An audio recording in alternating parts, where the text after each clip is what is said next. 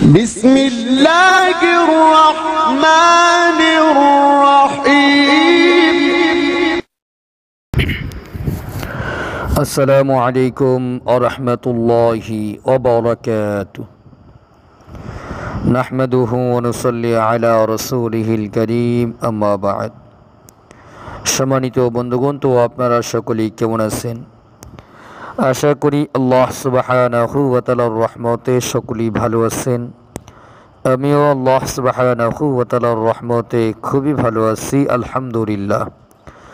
সম্মানিত বন্ধুগণ, তো আজকে আপনাদের মাঝে একটি বিষয় নিয়ে আসলাম।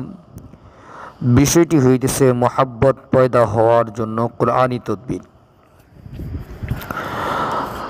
যদি কোনো ঘরে নিজেদের মধ্যে মন মালিন্য বা ঝগড়া বিবাদ সৃষ্টি হয়ে থাকে, তা দূর করার জন্য এই তদবিরটি ব্যবহার করতে পারেন। অথবা আরেকজনের সাথে অন্যজনের সাথে শত্রুতা সৃষ্টি হয়ে গেছে, তাদের এই শত্রুতা নষ্ট করার জন্য, মহাব্বত প্রতিষ্ঠা করার জন্য এই তদবিরটি করতে পারেন। অর্থাৎ জায়েজ পন্থায় কারো সাথে মহাব্বত তৈরি করার জন্য, মহাব্বত বৃদ্ধি করার জন্য, সম্পর্ক জটিল করার জন্য এই তদবিরটি করতে পারেন। তবে শরীয়তের খেলাফ কোনো কাজই আমল করিলে ফল খারাপ হবে এবং গুনাহগার হবেন।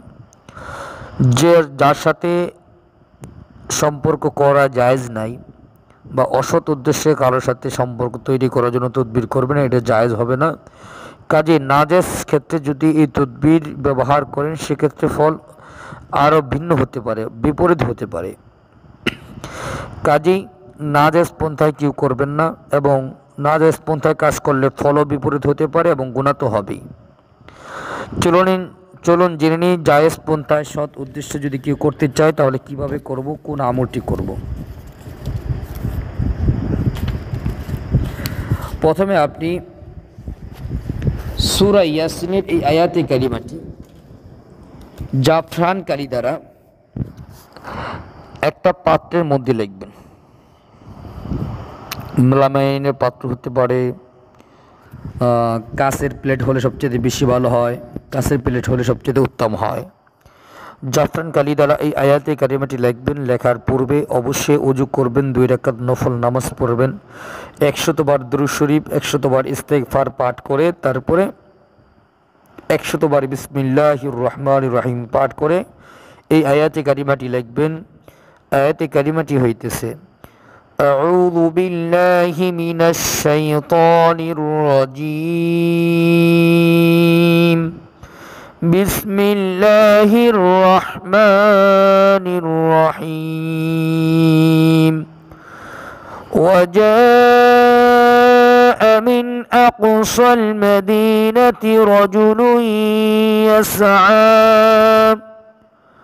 ক্বালা ইয়া কওমি اتبعوا المرسلين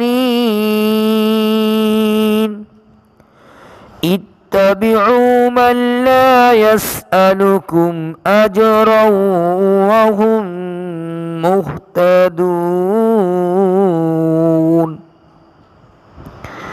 এই আয়াতি কারিমা কাচের প্লেটে বা মেলামাইনের প্লেটে লিখে এটাকে ভালো করে ধৌত করবেন, এবং ধৌত করে যার সাথে মহাব্বত তৈরি করতে চাইতেছেন, যার সাথে শত্রুতা নষ্ট করতে চাইতেছেন, মন মালিন্য দূর করতে চাইতেছেন, তাকে যে কোনো মাধ্যমে খাওয়াই দিবেন, অথবা পানির সাথে মিশিয়ে খাওয়াই দিবেন।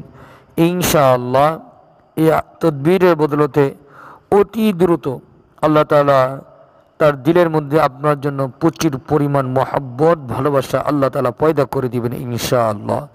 স্বামী স্ত্রীর ক্ষেত্রেও যদি কেউ এই তদবির করে, ইনশাআল্লাহ স্বামী স্ত্রীর মধ্যে প্রচুর পরিমাণ গভীর থেকে গভীর ভালোবাসা, মহাব্বত আল্লাহ পয়দা করে দিবেন। আল্লাহ সুবহানাহু ওয়া তাআলা আমাদেরকে দুনিয়ার যে কোনো সমস্যার সম্মুখীন হলে কোরআনী আমল করার তৌফিক দান করুন, আমিন। আসসালামু আলাইকুম ওয়া রাহমাতুল্লাহি ওয়া বারাকাতুহু।